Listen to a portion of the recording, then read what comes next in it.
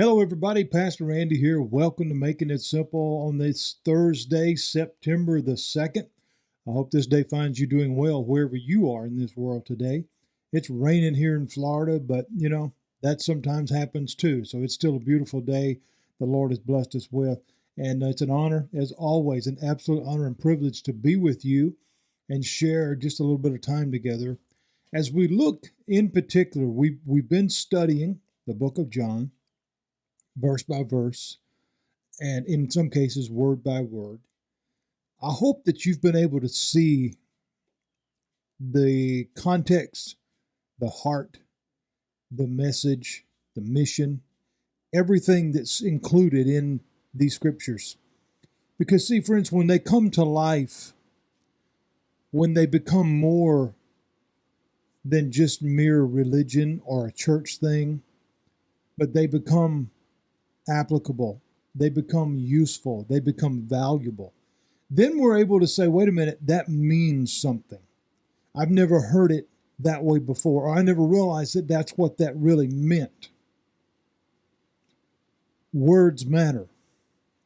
How they're used matters. The intent, the purpose, the meaning, the mission, everything about words is important. Whether they're used to hurt, whether they're used to encourage and build up, they matter. The way that they're mentioned, the way that they're spoken, the tone, the text, everything, it all matters. In the words of Christ, there was a lesson, there was a message, there was an intent behind every word. And the intent and the message of every word was to share the truth. It was to change hearts and lives one soul at a time. It was to improve everyone's condition that was willing to hear. As we've talked about over these last several passages, one of the clear issues with those in attendance at that moment, those who were listening, if you will, but not really listening. They heard, but they weren't really listening. But the one thing that really stands out is their unwillingness to listen. And the reason was not because necessarily that they weren't interested. It was more so they hated the truth, because the truth exposed who they really were. And they didn't want that out. They didn't want people to know. And so, as I talked about yesterday with deflection, or the day before with deflection, and yesterday with the continual just hatred of the truth and the blindness that brought them, and how that's comparative to many in leadership today, I want us to, if we can, take these next few moments together. And I just really want to read the rest of this chapter. There's only just a few verses left here. And then I just want to go back and really just have a real heartfelt discussion with you about what this means and how it really ties all this together as to where it led to. So when we left off yesterday, they're angry with Jesus because they're saying, who do you think you are telling us anything? Again, putting themselves above who they've already said they know him to be. The arrogance and the prideful attitude here was truly telling about the contents of their heart. You see, just as the words of Christ mattered, theirs did too. Because the words that they revealed at the same time revealed their heart. And as we can see, that was not a good thing to see. It was very ugly. It was sometimes we see things that are ugly. We use that word because it's unpleasant to the eye. It's visually displeasing. That can be a physical thing. It can certainly be an attitude or just the imagery that's there. That's what this was ugly, because it exposed the nature of their heart. And so Jesus spoke to them again.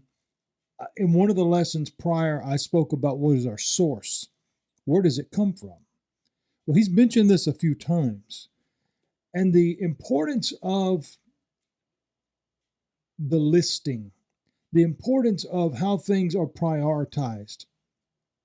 In other words, what's number one? What is the most important? That's it. That really is a big deal. Jesus answered and said, if I honor myself, this is verse 54, if I honor myself, my honor is nothing. In other words, if this were just about me, if I were just a mere man, a mere human, and I'm just expressing to you my opinion, that doesn't really mean a whole lot. That still holds true now. If there's no value behind something, then it really doesn't mean anything. If it's just saying, and that's why empty words are valueless. I mean, they're pointless, to be honest about it, because oftentimes they're used just to fill up space, or they're used to hurt someone, but they have no value.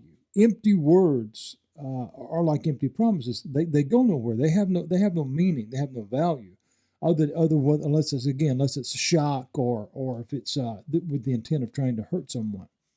But the Lord here is saying, I'm trying to get you to understand something.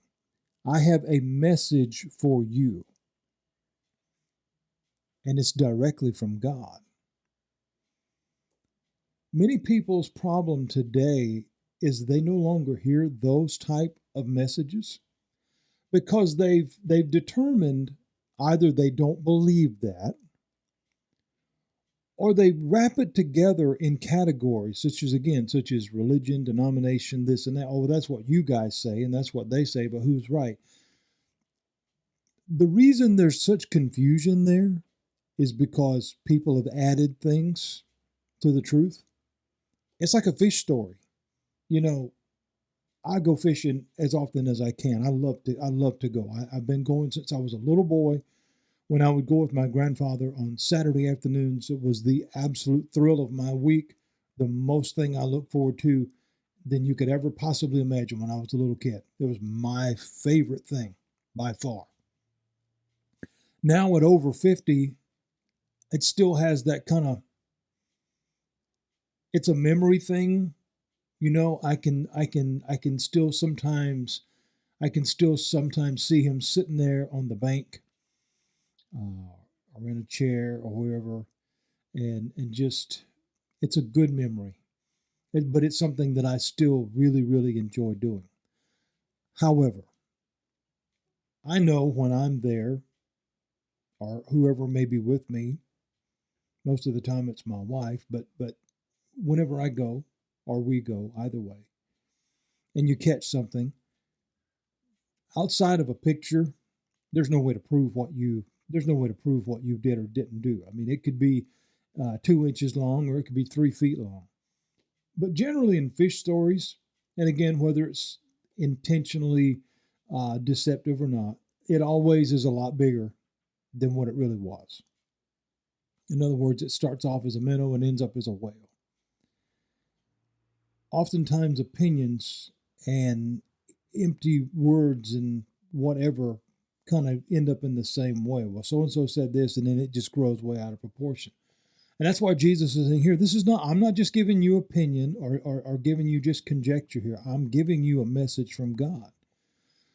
But many people reject that, as I was saying, because they've coupled it together with so many other things. And so many are unwilling to even hear a message that is even remotely given over to the idea of a concept of religion or a particular church or this or that. And the reason is not because it's unbelievable or it's trying to guilt somebody or anything like that. It's being prejudged because, again, it's become confusing. That is why I do Making It Simple. I don't want it to be confusing. I don't want it to be just my opinion.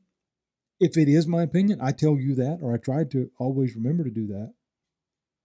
But I don't want to add to anything. I don't want to take away from anything, because Jesus said, don't do that. I try to give you what's in my heart.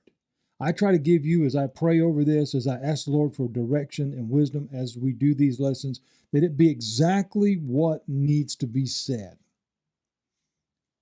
And based on the comments, based on the interaction with many of you who reach out to me, I think we're getting somewhere with that. Because that's exactly the reason that I started this.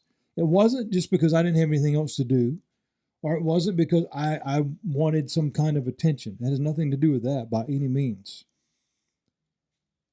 I really, as a pastor, but even greater, as a believer, as a follower of Christ, I want people to see what I see. I want people to understand there is truth. It does exist in the person of Christ. And he says, I am the way, the truth, and the life. Those three things are vital for our absolute daily existence. And so here he's giving them a message, a very clear message. And he says, it's not just me. I'm not just talking to you just for so. I have a message to you from God. He said, it is my Father. It is my Father who honors me. In other words, everything that I'm giving you is from God. And you have already said that you know that. So your rejection is at an even greater level than one who doesn't believe at all, because you already know better. You see, it is like knowing something and doing it anyhow. I've used the reference of, petting the dog with the beware of dog sign, or drinking the poison with the skull and crossbones on the bottle, whatever. You already knew. Why would you do that? These guys were the ones. They were the ones, hands down, the leadership of the time. Not only just from like a governmental type thing, but from a spiritual way. Or they were supposed to be. And this is why Jesus called them out pretty sternly. It was to say, you know better. You know better. What are you doing? Why would you do that? Everything that I'm giving you here, he said, is not of honor of myself. This is not about me. This is about the Father. He said, of whom you say that he is your God. He goes back to that challenge, saying that you claim to serve him, but your actions don't show it. Not at all. And your words most certainly do not show it. He said, you have not known him. Now think about the depth of that statement. You have not known him. That's ever. In other words, you're a fraud. You are a fake. That's a big deal, friends. He's saying all that you're doing is for show. It's all about you. We'll go back to the prior verse. This is not about me. I'm not the one walking around with the big hat and the shiny robe and the signet ring and all this saying, look at me. Look how great I am. That's not what I'm doing at all. I'm honoring God, and he honors me. You claim to do that, yet you've never known him. You've never known him. That decreases the value of their words immensely. He says, but I know him. But I know him. And so when I say I don't know him, if I were to say that, then he says, I would be a liar just like you. Wow. Now think about that. He's saying, if I were the one walking around a little pious, I got my nose in the air, look at me, everything that I say is what you need to do, and do as I say, and all this other stuff. He said, if that were me, and I was saying that I don't know God, then I would be a liar, just like you. He says, but I do know him, and I keep his sayings. That's deep, friends. What we say matters. The source that it come from, that matters. The intent and the purpose of what we say matters in every way. And he says, your father Abraham. Okay, so he goes back to, he's using their own words, not against them. He's using their own words to show them. Okay, you've claimed Abraham is your father. Okay, so let's go to Abraham. Abraham, your father.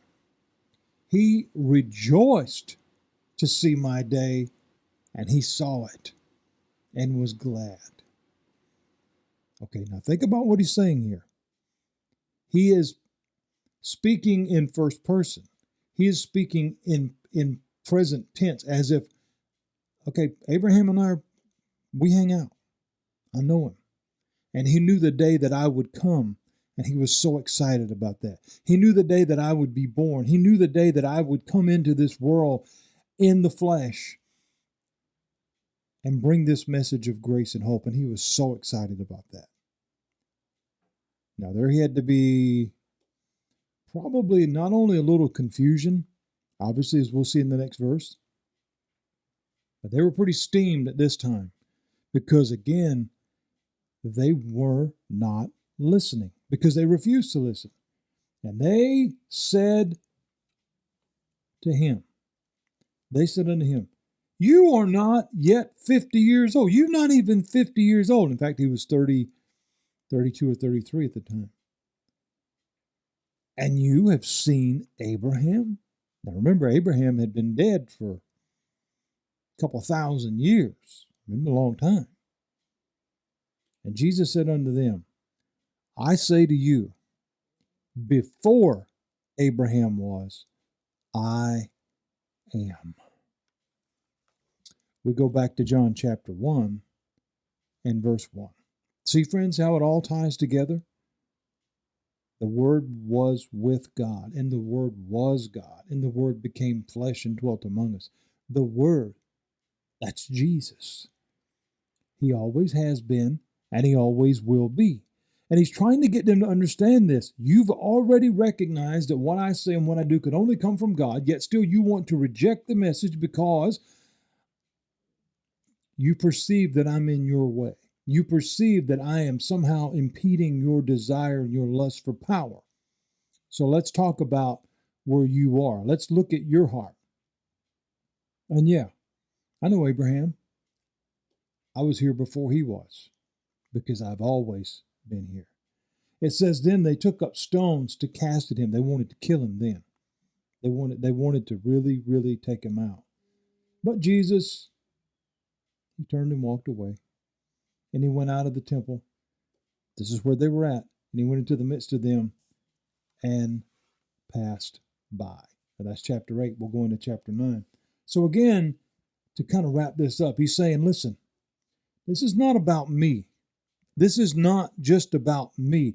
This is, if it were just about me, then it really wouldn't mean anything. Because again, looking at it only from a human perspective. And in other words, he's saying, if I were just a guy just standing here spouting off and telling you that, it wouldn't really mean anything. But this is a message from God. He sent me to tell you something. He sent me to tell everybody something. And this is the same God that you claim to know, that you claim to serve, but you don't know him. You've never known him. Because if you did, you wouldn't do what you're doing. He exposed their hearts. We can look at a lot of things today, friends, a lot of people in a lot of positions. And I am not just talking about politicians. I'm talking about people in the pulpit. I'm talking about, people at CEOs and people that are governors and mayors. I'm talking about all kinds of positions that claim one thing, but their heart shows something else, because it will come out. And this is what he's talking about. This is what he's trying to get them to see. You wouldn't be doing what you're doing if you were who you said you were. He says, but I know him. I know him. And that's why I'm here. Because if it were only me, then my words would really have no authority. And then I would be a liar, just like you. Now, boy, that steamed him up. But it was true. He was trying to get them to see he wasn't being hateful. He wasn't being mean. He was telling them the truth, and they didn't want to hear it because the truth exposed their heart. And he said, Abraham, I know him too. I know him too, and he knows me. And he knew that one day I would come, and he was very, very happy about that. He was ecstatic about that this message of grace and truth and love would come to all, and all would be able to have the opportunity to be made free. He spoke about this in a very personal way. And again, this puzzled them, this upset them, and they said, how could that possibly be? You're not even 50, and yet still how could you possibly know Abraham from, 1,000 or 2,000 or whatever, hundreds, whatever it was? We don't know the time, however long it was. How could that possibly be? And he says, because I've always been here. I've always been here. I was here before him. And the thing that really almost made him jump off the cliff was he used the phrase, I am. See, that goes back to what God told Moses when he said, who do I say sent? And he said, I am. It tells us here they picked up stones. They wanted to kill him. They lost it. But he walked away. He walked away because he said what needed to be said. He gave them the truth, and that's how they responded. They rejected it once again. See, friends, the truth has long been hated. Maybe as long as there's been creation. And it's no different right now. You see, the enemy himself, the devil himself, he told Eve, oh, that's not what God said. But it is what God said. God said, don't do that. Don't take of that. Leave that tree alone. And the seed of doubt was planted, and we obviously know the horrible results of that. But Jesus would tell these groups, you're of your father the devil, who's a liar. What was he meaning by that? He was saying you don't want the truth. You don't want to embrace the truth because, again, the enemy, Satan, the devil, the concept of lying was not just for the deception. It was for the rejection of you can't be in charge. You're not God. And pride got in the way of that. Oh, but I want to be. But that wasn't reality. It wasn't going to happen. And again, the anger that began to grow, and the problem that began to grow within the confines of his heart, for he's created as well, he passed on. And the lust for power and the desire for more, and the desire to be ultimately in charge and tell everybody what to do and all that, that's still there now. And when one is confronted with the truth, as we have seen just in the last week, when one is confronted with reality and the truth and what could make things better, what has the general response been? Yelling and screaming and denial. It hadn't changed a bit, friends. It hasn't changed a bit, and it never will until one surrenders their heart to Christ. And that's the bottom line. There's no other way around that. These rejected the truth. And rather than embracing the truth and saying, you know what? It is me. I messed up. And I need to make it right. Yeah, sometimes that's embarrassing. Sometimes it's hard to do. We all wrestle with that. But the truth of it is, it ultimately makes it all better. But they didn't want that. They just wanted to be in charge. And they didn't care what cost. That has not changed. And the same problem then is the same problem now. It's a heart condition. And it always will be until one gives their heart to Christ and truly means it. And that's why this lesson is about words. This whole entire chapter has been about words and the fact that they matter. I hope you got that. I hope you understand it. I challenge you, I encourage you, go back and read chapter 8. Go back to chapter 1 and read through. You'll see very, very clearly how it all ties together. And then we begin to get a different context and a different meaning about it. And again, it doesn't just become mere Bible verses. It doesn't just become religion or even Christianity or this. No, it becomes life. It becomes life because we begin to see things through the eyes of Christ and realize he really does love me. And he was really just trying to help. And he made the ultimate price, paid it so that I could be free. I hope you know him today. I truly do. I pray for you every single day. While I can't say in some cases, like when I have congregations and stuff, that I pray for you by name, because there's hundreds of you in my friend circle, that would be impossible. But I certainly ask the Lord's blessing over that circle. I certainly ask the Lord's blessing in your life, whatever you're dealing with, wherever you are, and whatever's going on, that God would bless you. And that if there be one of you who doesn't know him, that something through these lessons that I do would bring you to that relationship. It would be the greatest thing in the world if we never meet on this side of heaven, but one day when we're all there, and I do meet you, that we would just meet, and it would be a grand reunion and say, man, I loved what you were doing on those lessons, and I gave my heart to Christ because of that. I just want to say thank you. That's the greatest reward in the world, whether I receive it on this side of glory or not. There could be nothing greater than to meet you there, and it be because of our little 20-something minutes together on a Thursday afternoon. It would be the greatest thing ever. God bless you.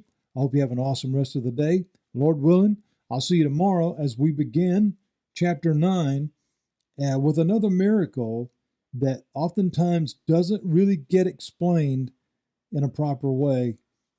But we're going to do that as we look at the healing of the blind man.